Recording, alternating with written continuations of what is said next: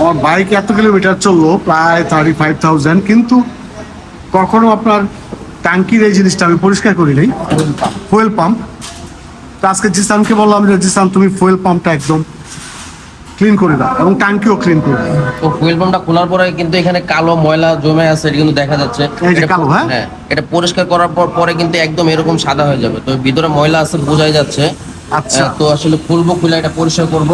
পরে আসলে এটা পরিষ্কার করলে আপনি কি কি বেনিফিট পাবেন, এটা হচ্ছে নতুন বাইক যখন চালানোর পরে যে একটা পারফরমেন্স ছিল বা একটা হর্স পাওয়ার বা একটা স্মুথনেস ছিল, হ্যাঁ, ওই জিনিসটা আপনি নতুন করে আবার পাবেন। কারণ আচ্ছা, এখানে যখন হচ্ছে জাম হয়ে যাবে তখন এই দিক দিয়ে তেলটা ঠিক মতো পাস করবে না, তো আপনার হচ্ছে স্মুথনেসটা এই কারণে মূলত কমে যাবে।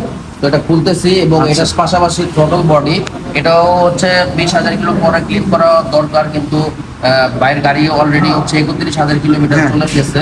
তো এটাও আছে খুলবো, এটার ভিতরে আমি মনে করতেছি অনেক পরিমাণে ময়লা ময়লা জমছে। আছে। আচ্ছা আচ্ছা, চলো দেখবো। ওকে, এবং ট্যাঙ্কিটাও তো পুরাটা ক্লিন করবো, টাঙ্কি ক্লিন করব, পাশাপাশি এই ফিল্টারটাও ক্লিন করবো। ক্লিন করবো। ওকে, আর থ্রটল বডি যখনই হবে তখন আপনাদেরকে আমি থ্রটল বডিতে কি পরিমাণ ময়লা আছে ওইটা আমি আপনাদেরকে দেখাচ্ছি। আর এটা ক্লিন, এটা টোটাল ক্লিন করলে একদম এরকম ফকফকা হয়ে যাবে, একদম চকচক হয়ে যাবে। আচ্ছা। তো আমরা দিব ট্যাঙ্কিটা ঝাঁকায় ঝাঁকায় এটার ভিতরে সব ক্লিন করা হচ্ছে, একদম ক্লিন করে দিবা ভিতরে যাতে কোনো ময়লা না থাকে। আমরা বাংলাদেশে যেহেতু ফুয়েল নিয়ে খুব সমস্যা, তাই এটা পরিষ্কার করা উচিত।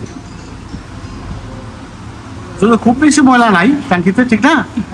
হ্যাঁ, যেহেতু আমি ফুয়েলটা খুব সাবধানেই নিই, আমার পরিচিত কয়েকটা পাম্প ছাড়া আমি ফুয়েল নিই না।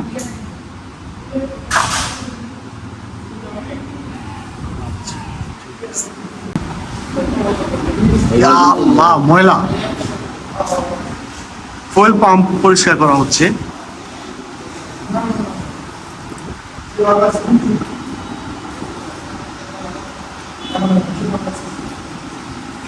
একদম ক্লিন হয়ে যাবে না, একদম পুরো সাদা হয়ে যাবে। সাদা হয়ে যাবে। বিরিয়ানি থাকা বলবো। ওকে, থ্রটল বডি খোলা হয়েছে, এখন ময়লা।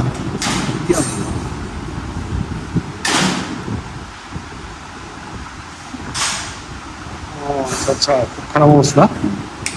এটা কত 20,000 কিলোমিটার পর পর ইয়ে করা হচ্ছে না? 20,000 কিলোমিটার পর পর এটা ক্লিন করা দরকার। আচ্ছা, অনেকেই করে না, যেমন আপনি নিজেই করেন না। আজকে হ্যাঁ, 31,000 হয়ে গেছে। হুম, তো এটা আসলে এখানে থ্রটল বডিতে যখন ময়লা জমে তখন কিন্তু গাড়ির যে রেসপন্স, আগের যে প্রথম অবস্থা যে স্মুথনেসটা থাকে ওটা কিন্তু থাকে না। আচ্ছা, কারণ প্রত্যেকটা জিনিসই এই থ্রটল বডির ভিতরে কিন্তু ছোট ছোট ছিদ্র আছে যেদিকে তেলগুলো পাস করে। আচ্ছা, তো এই ময়লা পড়ার কারণে কিন্তু ছিদ্রগুলো বন্ধ হয়ে যায়। তো বন্ধ হওয়ার কারণে কিন্তু আপনার আগের মতো রেসপন্স পাওয়া যায় না। আচ্ছা, এটা ক্লিন করার পরে নতুনের যে একটা ফিল, হ্যাঁ, সেটা আপনি পাবেন আমার কাছে মনে হয়। আচ্ছা। আর এটার কারণে আরেকটা বড় সমস্যা, বাইকের তেল কিন্তু অনেক বেশি খায়। এই থ্রটল বডি থ্রটল বডি যদি ক্লিন না থাকে, ময়লা থাকে বেশি, সেক্ষেত্রে কিন্তু এই নাটটা তো আরপিএম এর নাট, এটা অনেকেই জানে। হ্যাঁ। এই আরপিএম এর নাট যদি হচ্ছে জাম হয়ে যায়, সেক্ষেত্রে কিন্তু আপনার মাইলেজটা আগের মতো দেয় না। আপনি বাইকে যত কিছুই লাগান, যত কিছুই করেন না কেন, এই থ্রটল বডি যদি ঝামেলা থাকে, সেক্ষেত্রে আপনার মাইলেজ আপনি আগের মতো পাবেন না। যাকে জিনিসগুলো আসলে জানা দরকার, যারা বাইক চালাই বা ইয়া করি, নিয়মিত নিজেদের বাইকটাকে মেনটেন্স করতে হলে এই জিনিসগুলি ক্লিয়ার রাখা উচিত। আর আমি যেহেতু এখানে আসি, মাওনাতে আসি, জিসান, আমি তো এত কিছু জানি না, তো জিসানের কাছে দিয়ে দিই বাইক, জিসান তার নিজের মতো করে দেয়। এই জন্য আমার বাইকে কোনো প্রবলেম হয় না। আগে R15 BC 3 বছর চালাইলাম, কোনো প্রবলেম হয় নাই। এটাও চালাচ্ছি আলহামদুলিল্লাহ, নো প্রবলেম। যেটা যেটা দরকার জিসান তার নিজের মতো করে করে দেয়। আর ইনফরমেশন ডেলিভারি দেয়, সে তথ্যগুলি ডেলিভারি দেয়।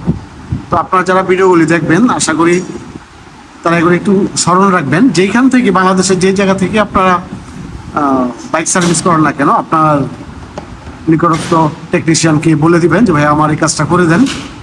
অবশ্যই আমার এসিএম মোটরস আপনাকে এই সার্ভিসগুলি প্রোভাইড করবে। এখন পরিষ্কার করা হচ্ছে ফুয়েল পাম্পের ওইটা, যাক এটা পরিষ্কার করলেই তারপরে আপনার চকচক হয়ে যাবে। চকচক হওয়ার পরে আপনাদেরকে দেখাবো ইনশাল্লাহ। After cleaning fuel pump and throttle body, এই যে একটা চেহারাটা দেখাই, আগে ফুয়েল পাম্পের এটা একদম চকচকা, ওই পাশটা দেখি করকরা, আর থ্রটল বডি আফটার ক্লিনিং একদম নতুন। এখন এটা থেকে যে ময়লাগুলি বের হয়েছে একটু দেখাই আপনাদের, এই যে তো অবশ্যই আপনার 18-20 হাজার কিলোমিটার পর পর এই জিনিসটা ক্লিন করে নেবেন। ফুয়েল পাম্পের এটা হোক, আমি একটু দেরিতে করছি যেহেতু আমার বাইকটা ভালো ছিল, তো আশা করি এখন আমি বেটার পারফরমেন্স পাবো। ঠিক আছে, এই জিনিসগুলো আপনারা খেয়াল রাখবেন অবশ্যই।